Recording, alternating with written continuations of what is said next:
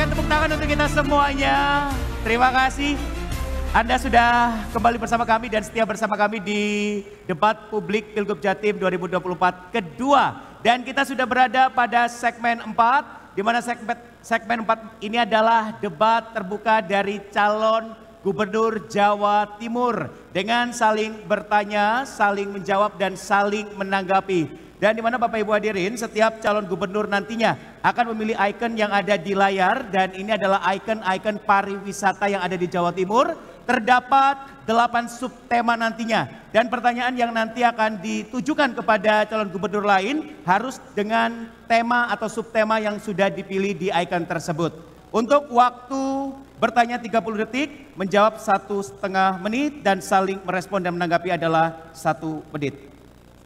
Dan selain itu, Bapak dan Ibu para paslon kami himbau jika nanti saat bertanya maupun menanggapi, menjawab dan juga merespon ada penggunaan singkatan maupun istilah yang tidak umum langsung dijelaskan saat itu juga. Sehingga semuanya baik para paslon maupun hadirin dan pemirsa dapat mengerti apa singkatan itu dan istilah tersebut. Untuk itu sesi ini akan kami mulai, kami mohon kepada para calon gubernur untuk menuju podiumnya masing-masing. Silakan para calon gubernur. Calon gubernur nomor urut 2, Ibu Hovifah. Calon gubernur untuk ke podium, kami akan mulai sesi debat terbuka pada malam hari ini. Kesempatan pertama kami berikan kepada Cagup nomor urut 2 untuk memberikan pertanyaan kepada Cagup nomor urut 1. Cagup nomor urut 2 silahkan memilih ikon yang ada di layar. Kita akan lihat bersama, silahkan ada 8 ikon dipilih. Cagup nomor urut 2. Gunung Bromo. Gunung Bromo, baik Cagup nomor urut 2 memilih ikon Gunung Bromo. Kita akan lihat ada subtema apa di balik ikon Gunung Bromo. Adalah subtema partisipasi publik dan pemberdayaan masyarakat. Cagup nomor urut 2 harus memberikan pertanyaan sesuai dengan subtema tersebut.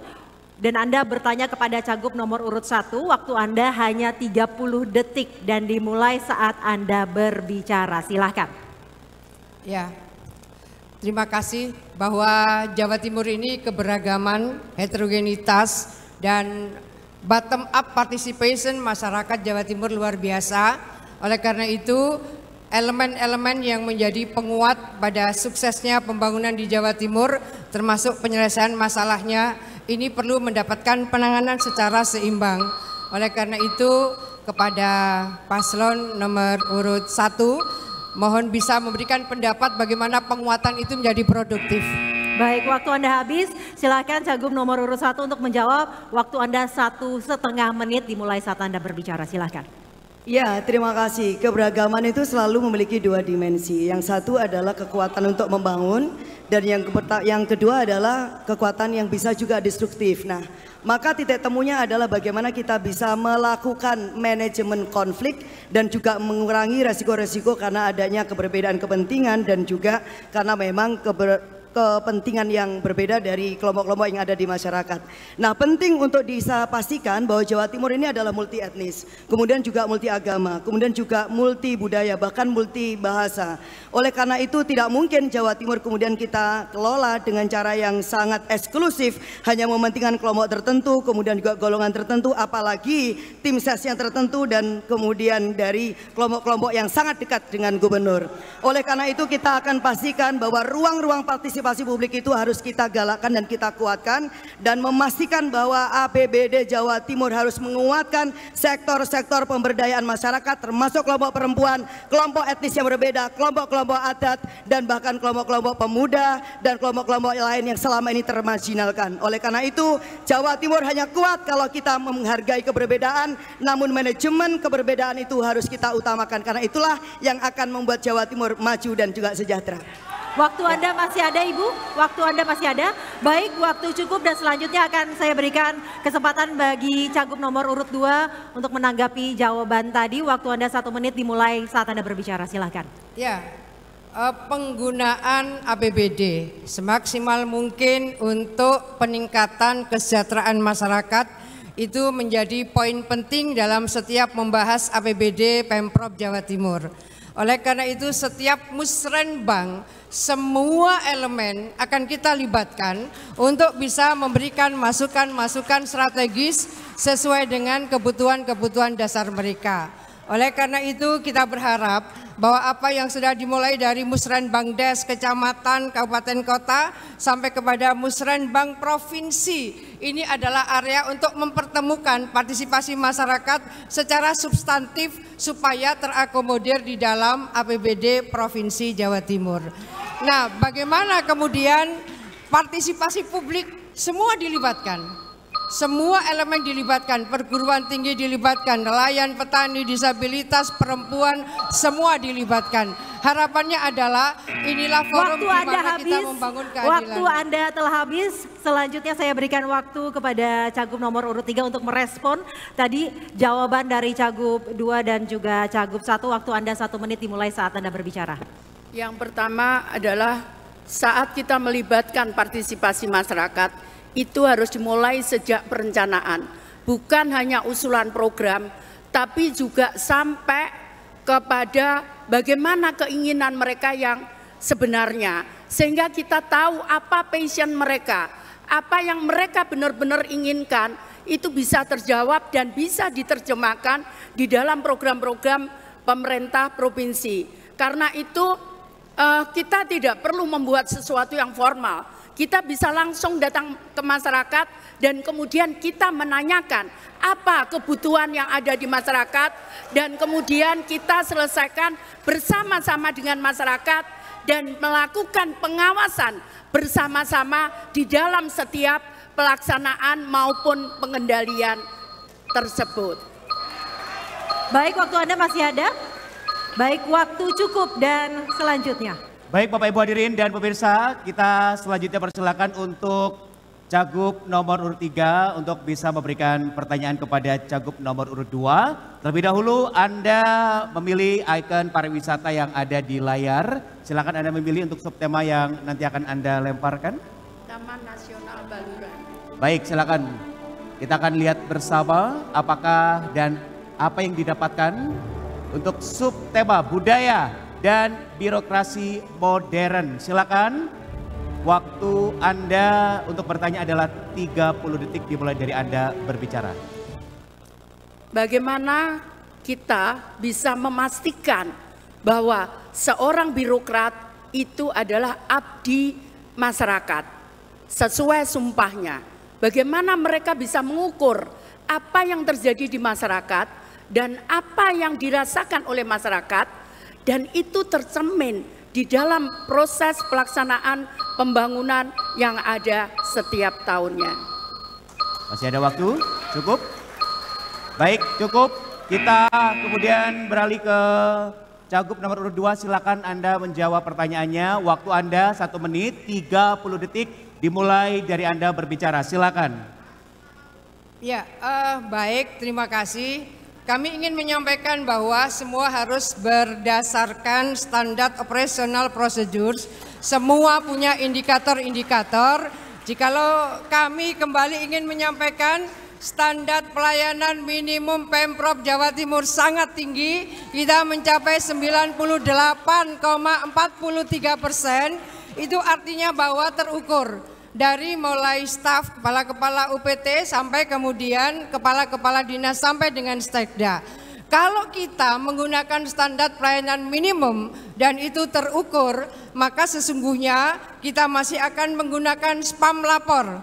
Spam lapor, masyarakat boleh menyampaikan kendala-kendala di lapangan dan kemudian kita menyiapkan banyak platform, banyak aplikasi. Misalnya sekarang kalau masyarakat Jawa Timur menemukan ada jalan-jalan berlubang, mereka bisa menyampaikan kalau itu jalan Pemprov 1 kali 24 jam, saya ingin pastikan itu akan bisa diatasi. Oleh karena itu spam lapor menjadi bagian yang sangat penting, platform-platform juga menjadi bagian yang sangat penting, sehingga digital ekosistem di dalam memberikan layanan publik dan termasuk feedback masyarakat bisa kita tangani relatif lebih cepat dan terukur. Oleh karena itu apa yang kita lakukan kita akan terus berbenah. Waktu habis. RP kita juga waktu sangat habis. tinggi. Kita beralih ke calon gubernur nomor urut 3, Anda menanggapi jawaban. Waktu Anda 1 menit dimulai dari Anda berbicara, silakan. Terima kasih. Jadi saya banyak berkeliling di Jawa Timur. Banyak di beberapa wilayah mereka kekeringan, mereka membutuhkan air, namun tidak ada siapapun yang datang. Yang kedua, para petani mengeluh tidak adanya pupuk di lapangan dan tidak ada siapapun yang menangani. Para penderita sakit saat dia kena sakit kanker, di mana setiap bulan dia harus kemo, dia harus pergi ke Surabaya yang biayanya cukup mahal. Tidak ada yang mendengarkan itu. Pertanyaannya, di manakah birokrasinya? Kemudian yang kedua adalah bagaimana saat kita merasakan penderitaan rakyat itu di dalam penderitaan kita seluruhnya, mulai birokrasi sampai pimpinan yang tertinggi. Terima kasih. Masih ada waktu? Cukup?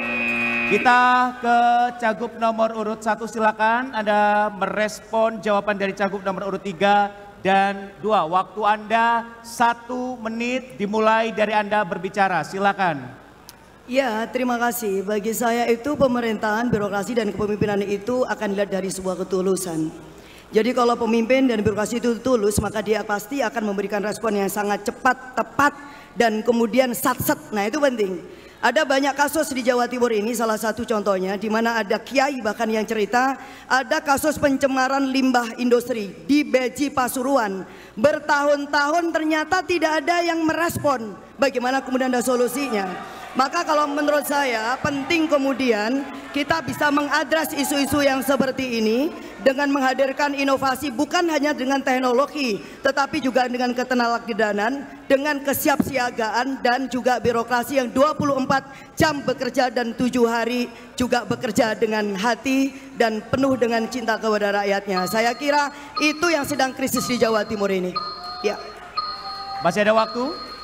Cukup? Ya. Baik, silakan Cia. Baik, selanjutnya akan kami berikan kesempatan kepada Cagup nomor urut 1 untuk memberikan pertanyaan kepada Cagup nomor urut 3. Untuk itu, mari kita saksikan ikon yang masih tersisa untuk dipilih, silahkan.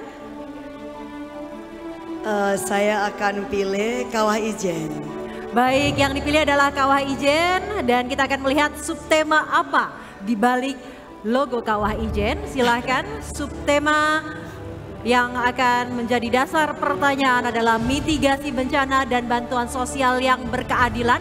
Pertanyaan harus sesuai dengan subtema tersebut dan waktu Anda bertanya kepada Cagup nomor urut 3 adalah 30 detik dimulai saat Anda berbicara, silahkan. Ya, terima kasih. Saya mengajukan pertanyaan Nun Sewu ya Ibu Risma. Ibu Risma ini punya pengalaman sebagai Menteri Sosial. Tetapi kita sering masih mendengar bahwa ada persoalan-persoalan yang terkait dengan keadilan para penerima bantuan. Karena pernah ada satu masa ketika data itu kemudian dikembalikan kepada data lama, sementara data yang diajukan dari desa itu udah ada. Apa yang langkah yang terbaik yang harus Ibu lakukan untuk keadilan penerima bansos ini? Ya. Baik, waktu Anda masih ada, cukup? Baik, dan selanjutnya Cagup nomor urut 3 untuk menjawab pertanyaan. Waktu Anda 1 menit 30 detik. Ya, dimulai saat Anda berbicara, silahkan. Ya, saat saya menjadi Menteri Sosial, untuk data bantuan sosial kami mendapatkan nilai 100 dan 98 dari KPK. Yang kedua, saya ingin menyampaikan bahwa mitigasi bencana memang harus dilakukan. Wilayah pantai selatan Jawa Timur itu sangat rentan karena dia di sana ada sesar dan juga gunung berapi. Karena itu yang perlu dilakukan adalah bagaimana mengedukasi masyarakat untuk kalau saat terjadi bencana dan menyiapkan. Kita sudah punya lumbung-lumbung sosial di mana di situ ada tenda, di situ ada alat-alat untuk dia bisa berfungsi air, mencari air bersih dan sebagainya. Juga menyiapkan kampung siaga bencana, di mana masyarakat di situ diajarkan bagaimana kalau terjadi misalkan tsunami, mereka harus lari kemana.